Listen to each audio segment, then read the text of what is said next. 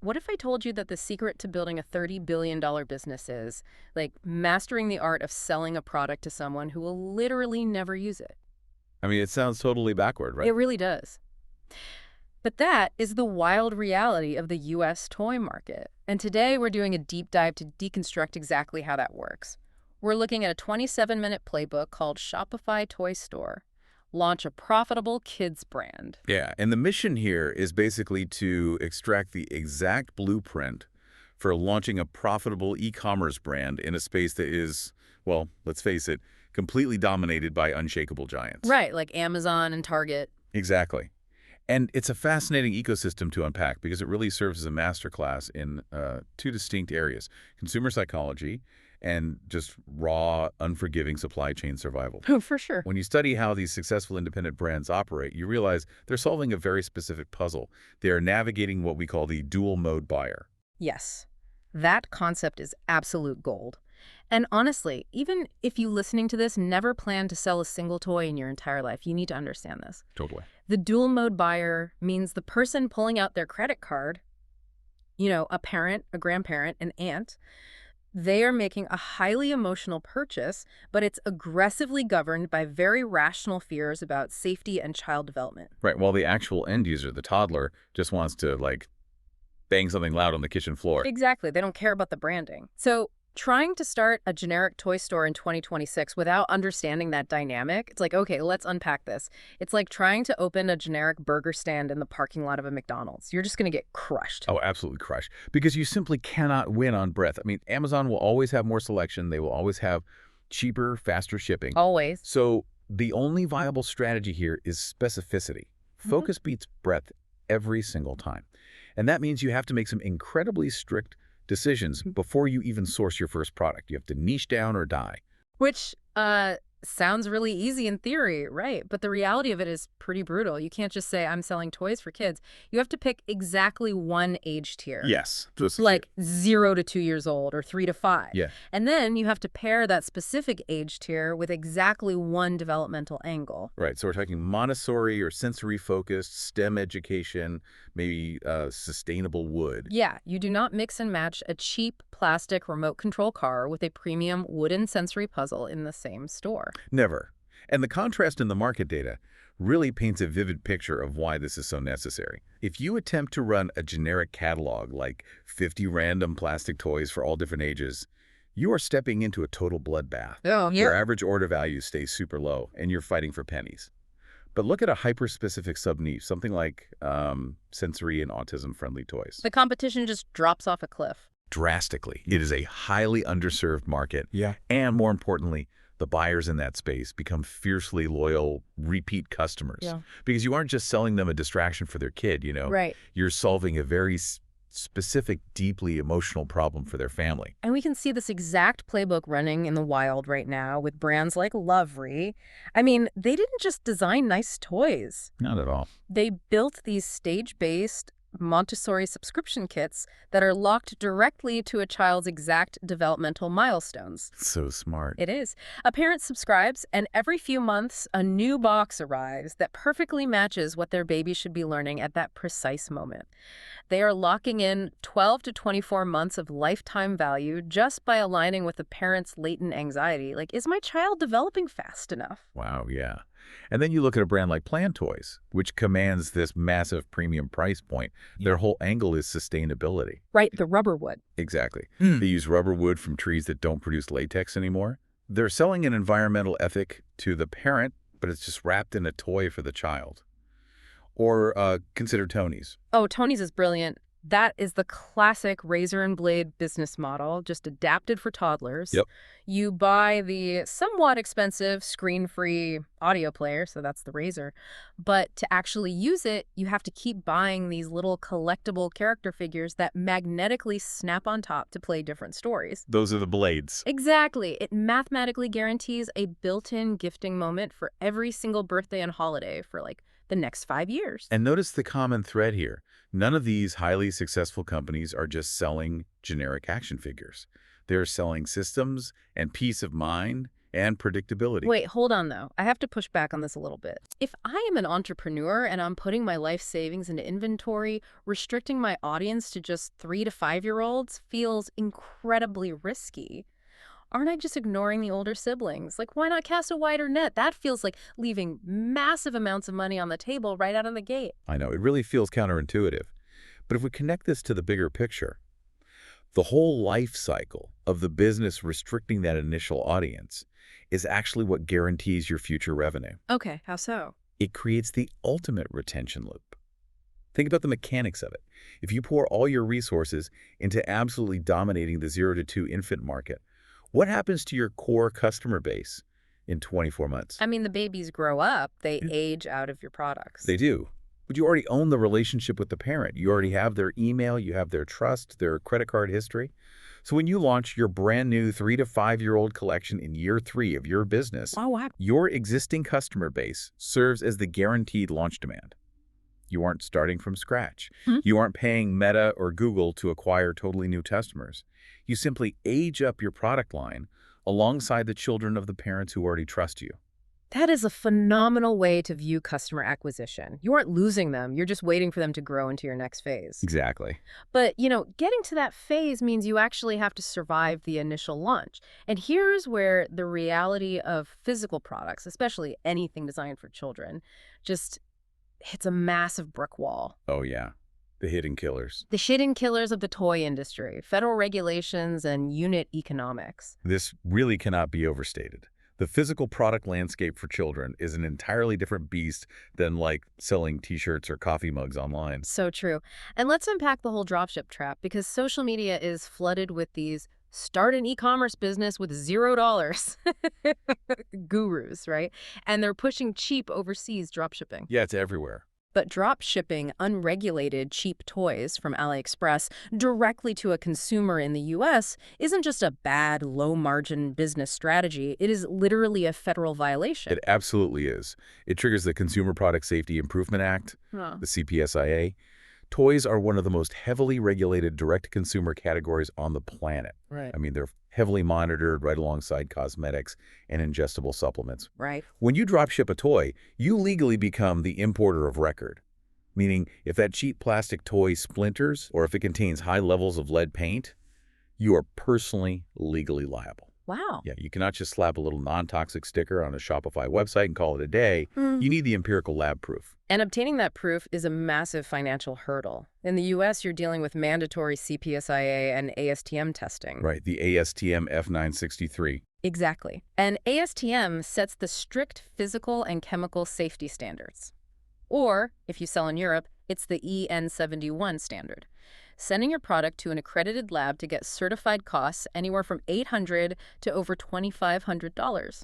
And here is the kicker that is per single SKU. And let's just define SKU really quickly for anyone listening who's outside of e-commerce. Yeah.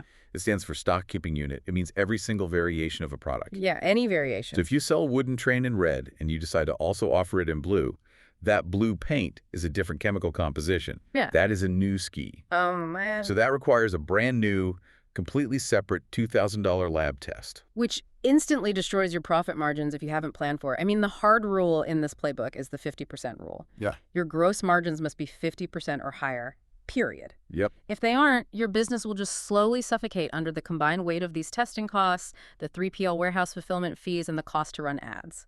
The math of physical goods is just so unforgiving. Let's look at a conceptual breakdown from the document. Imagine you are selling a premium wooden activity cube for $59. Okay. By the time you pay the private label factory in Asia to manufacture it, you're down $13. Right.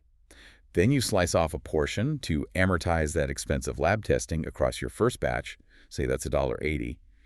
Then you pay for the thick, beautiful, gift-ready packaging because a grandparent will not give a flimsy brown box that's $3.20. Naturally. Then you pay the freight carrier to haul it across the ocean and the country to the customer. Let's call that $8.50. So before you've even paid for your Shopify subscription or run a single Facebook ad, you're left with less than half of that original $59. Leaving you with a 44% margin, which the document says is basically a death sentence in this specific industry. It is. You simply won't have enough gross profit left over to acquire a customer.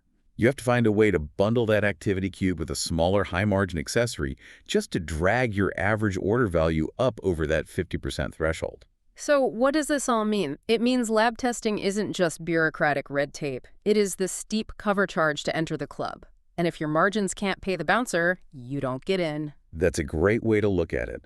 But consider the flip side of that barrier. Yes, it's an agonizing cover charge. However, it functions as a towering defensive moat for your business. If you were a serious founder and you can stomach scraping together that $10,000 to $25,000 in upfront capital for proper compliant sourcing, you instantly vaporize your competition. All those lazy, get-rich-quick dropshippers, they are eliminated from your landscape. They couldn't afford the bouncer. You did. Okay, so you paid the bouncer. You are in the club. You have the safe, legal, hyper-niche product with a 60% margin. Your lab certificates are pristine. Now you face the ultimate final boss of the toy industry. How do you survive a business where nearly half of your entire year's sales happen in just a 90-day window? Right, the Q4 cash flow monster. The seasonality is genuinely terrifying. Roughly 48% of all annual revenue in the toy industry lands between October and December. November alone is a 16% spike. And to understand why this kills so many small brands, you have to trace the physical journey of the inventory. I mean, it is essentially an exercise in cash flow starvation. Oh, completely. If you want to sell a massive volume of toys in November, you don't call the factory in October. You are placing that massive purchase order and paying a 30% non-refundable deposit in like April or May. It's like having to pay for a massive luxury wedding in April, but none of the guests hand you their gift envelopes until December. You are just floating that cash. Exactly. And the physical timeline dictates all of this. Production takes 2 months. You pay the remaining 70% balance in July before it even leaves the factory floor. Then the inventory literally spends weeks at sea on a cargo ship in August. Just floating there. Yep. It has to clear customs, get loaded on the trains, and finally arrive at your 3PL warehouse in September. Your capital has been trapped in wooden blocks for half a year before a single customer even visits your website. And what if you miscalculate that April order? If you don't order enough, running out of your hero Shiyu on November 18th is catastrophic. We call it the stockout trap. It really is a trap. Because it doesn't just mean you lose that one specific $60 sale. Think about the psychology of that dual mode buyer we talked about. It's a frantic grandparent who needs a gift for a birthday party this coming weekend. If you are out of stock, they do not wait for back orders. Never. They instantly click over to Amazon, find a competitor's replacement, and you have lost the lifetime value of that customer forever. Which leads to a highly counterintuitive survival tactic in this space. Mathematically, it is actually cheaper for a brand to intentionally overstock and suffer the warehousing fees of leftover inventory sitting around in February than it is to stock out in the middle of November. Here's where it gets really interesting, because this raises an important question. How does a small brand manage this massive cash gap? Well, this predictable cash flow crunch is exactly why understanding those unit economics and securing high margins early on is a matter of life and death. If your margins are thin in the spring and summer, you simply will not accumulate the cash reserves needed to fund that massive Q4 purchase order in April. The cycle will literally bankrupt you before you even reach your busy season. Wow. Okay, but let's assume the founder navigated all of that. The supply chain is locked. The warehouse is full for Q4. Now the focus shifts from logistics to customer acquisition. And the document reveals a massive blind spot that almost all e-commerce founders share regarding social media strategy. Oh, the myth of meta dominance. Yes. Most founders operate under the assumption that Instagram and Facebook and TikTok are the undisputed kings of marketing. They think that's everything. But the aggregate data tells a very different story. Meta and TikTok account for roughly 80% of the ad spend for these independent brands, yet they only drive about 50% of the actual revenue. Wait, really? So they are bleeding their hard-earned margins on platforms that deliver disproportionately low results? Exactly. And the discrepancy comes down to how users behave on different apps. When you're scrolling TikTok or Instagram, you're in a passive entertainment-seeking state, right? You're watching cooking videos or comedy sketches. Yeah, I'm definitely not looking to buy anything. Right. So for an advertisement to work there, it has to forcefully interrupt your attention and convince you to buy something you had absolutely no intention of buying 5 seconds ago. It's a huge uphill battle. But think about your own behavior. Think about the last time you, listening, bought a gift for a niece or nephew. Did you passively scroll an Instagram feed hoping a toy ad would magically appear? Or did you actively open a search bar and type, best developmental gifts for a 4-year-old? You searched with intent. And what's fascinating here is how this brings us to the secret weapon of the space, Pinterest. Yes. The document notes that the cost per click on Pinterest is structurally 3 to 5 times lower than Meta for this specific audience. And why is that auction so much cheaper and more effective? It comes right back to the dual mode buyer. Pinterest matches the exact commercial intent of the purchaser. Totally. It is a platform inherently designed for planning the future. Users literally construct digital gift boards for upcoming birthdays and holidays. So when your ad surfaces on their feed, it is not an annoying interruption. It's perceived as a highly relevant, helpful suggestion right at the exact moment they are making a purchasing decision. The synergy there is incredible. When you combine this gift board discovery behavior on Pinterest with automated, highly segmented email flows using an app like Klaviyo, for example, it can deliver upwards of 34% of a brand's total revenue at a near-zero marginal cost. That is massive. It's an incredibly high ROI acquisition engine. But there is a catch. The visual creative you use on Pinterest has to be perfectly calibrated. You cannot use those sterile, boring studio shots of a toy sitting on a perfectly white background. Oh, absolutely not. The purchaser, the parent or grandparent, needs to see a messy, smiling child in a real, slightly chaotic home environment to convert. Right.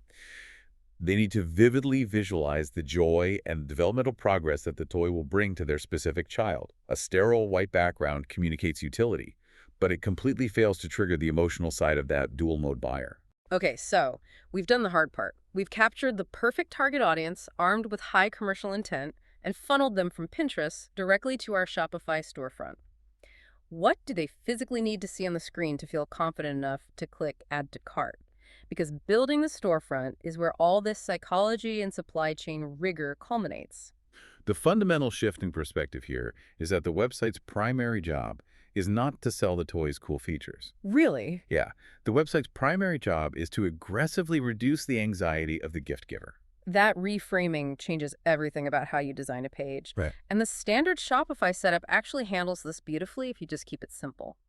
The default Horizon theme works natively for age-tier collections and gift messaging without needing any custom coding. But the anatomy of the specific product detail page, the PDP, is where the war is won or lost. It must instantly address both the emotional heart and the rational brain of the buyer. So, above the fold, before the user even touches the scroll wheel, you deploy the emotional hook, right?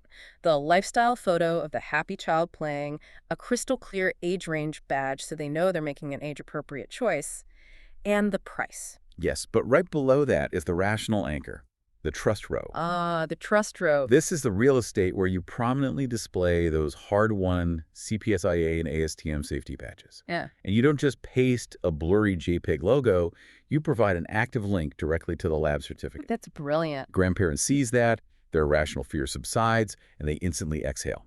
Like, okay, this is officially safe. Features might tell a story, but safety certificates and real-world photo reviews are what actually close the sale. Speaking of the technology running the site, I really marvel at the simplicity of the tech stack recommended here. 6 apps cover 95% of your needs. Everything else is just a bloated distraction that actively chews up that precious 50% margin. The discipline required is staggering. Every single app you install takes a cut. Right, so you need a bundling app like Shopify Bundles to pair that activity cube with a smaller item, dragging your AOV up. You need a review app like Luke's, specifically tailored for photo reviews of kids actually playing with the product. And crucially, you need a dedicated gifting application like Wrap-In or Gift Ship. The gifting app is entirely non-negotiable for the dual-mode buyer. If a grandparent is shipping a toy directly to their grandchild 3 states away, they absolutely require a premium gift wrapping option. For sure. And a text box to leave a personalized note. If you do not offer that precise functionality right there at checkout, they will abandon the cart immediately. It is amazing how much of this entire $30 billion industry boils down to meticulously anticipating friction and removing it. Winning in this space isn't about having the biggest catalog or inventing the flashiest plastic gadget. Not at all. It's about owning one hyper-specific age tier and dominating the psychology of that niche. Right. It's about taking the crushing reality of strict federal testing and flipping it into an impenetrable competitive moat.